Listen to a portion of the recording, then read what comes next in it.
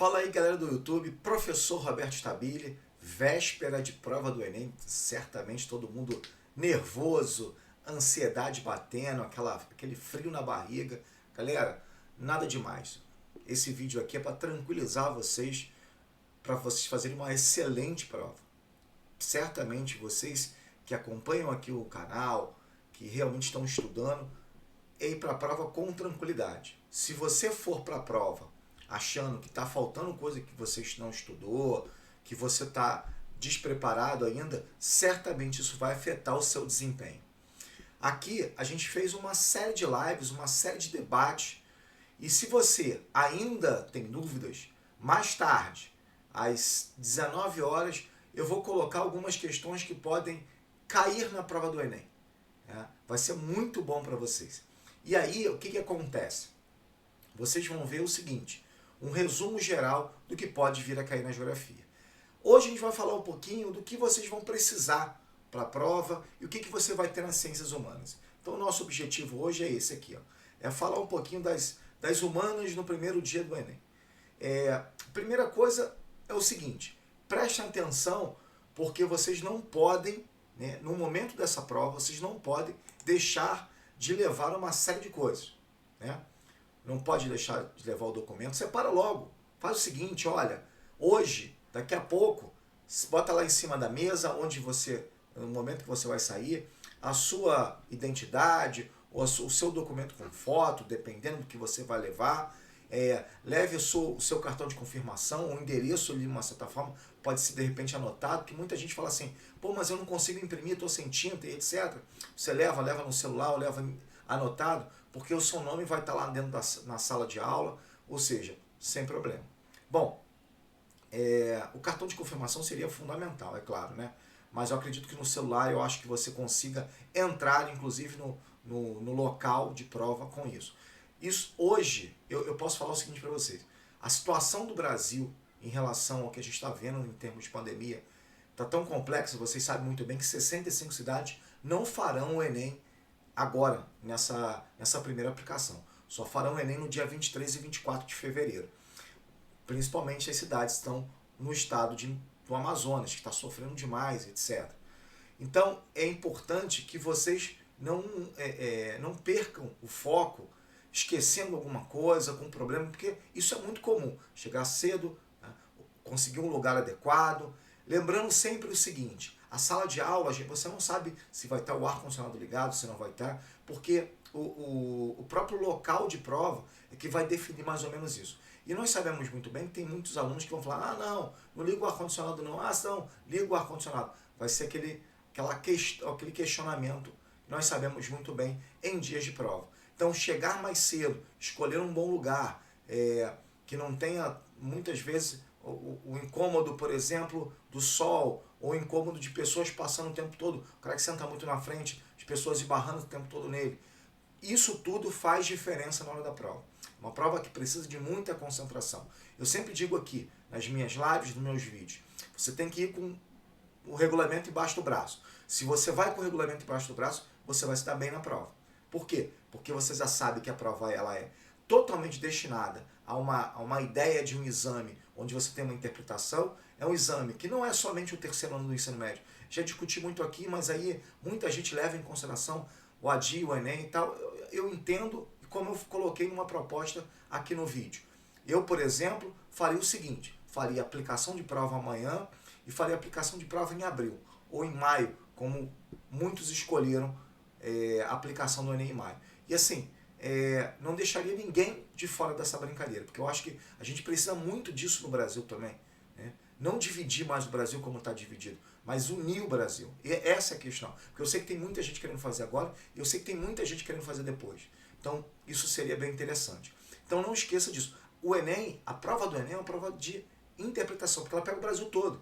Vai tudo que você estudou durante todos esses anos.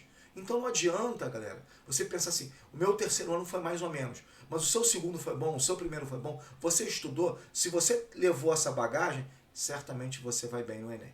Ah, Roberto, não levei bagagem nenhuma.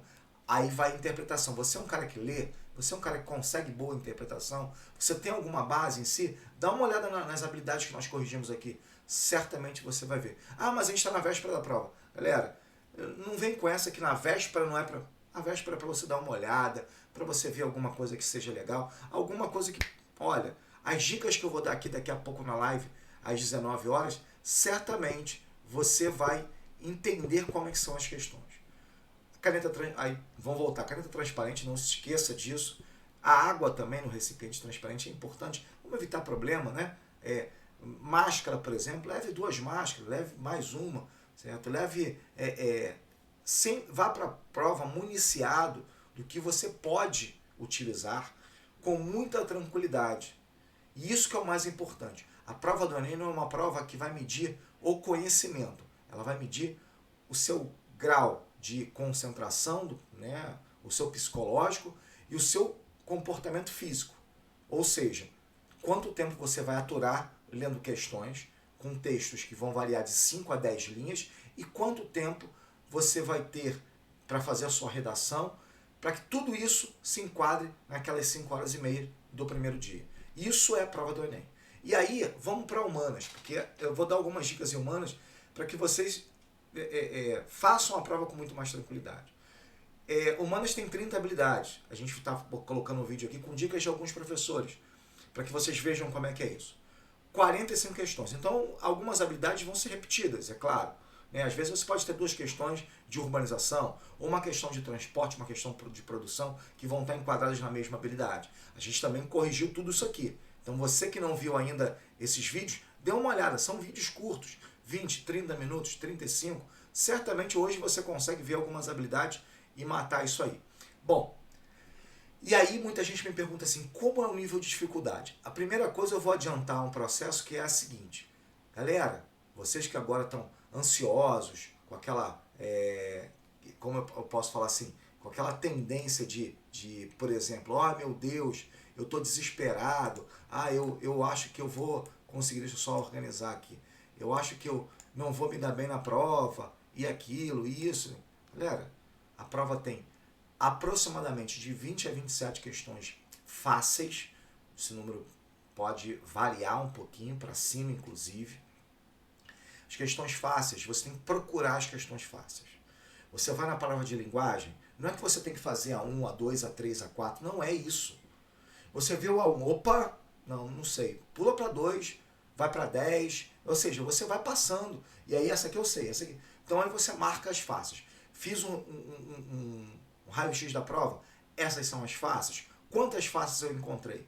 20, 22, beleza. Vamos para as próximas agora. Aquela que você vai precisar de um pouco mais. Isso não só na geografia, não só na história, na humanas, na linguagem, mas na matemática. Certamente muitos professores falam isso. Vá primeiro nas fáceis. Encontre as fáceis primeiro, façam as fáceis. Sabe por quê? Vou falar para vocês. Ano passado, na prova azul, as 3 últimas questões de ciências humanas eram questões bem fáceis. E teve um número de acertos muito baixo. 30%, 32%, 28%, 35%. Por quê?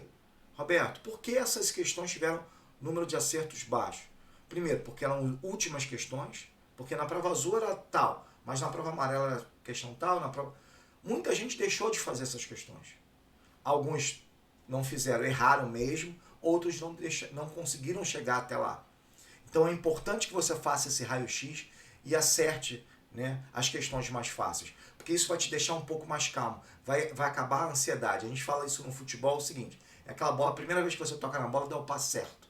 Ou então você faz uma jogada boa, você já tira aquele peso. Na prova também assim, você leu e falou assim, opa, calma aí, é isso aqui, isso aqui é essa aqui, acertei, tô indo bem. Aí você fala assim, mas a prova está muito fácil, todo mundo vai acertar. Não é assim. Galera, não pensem nos outros.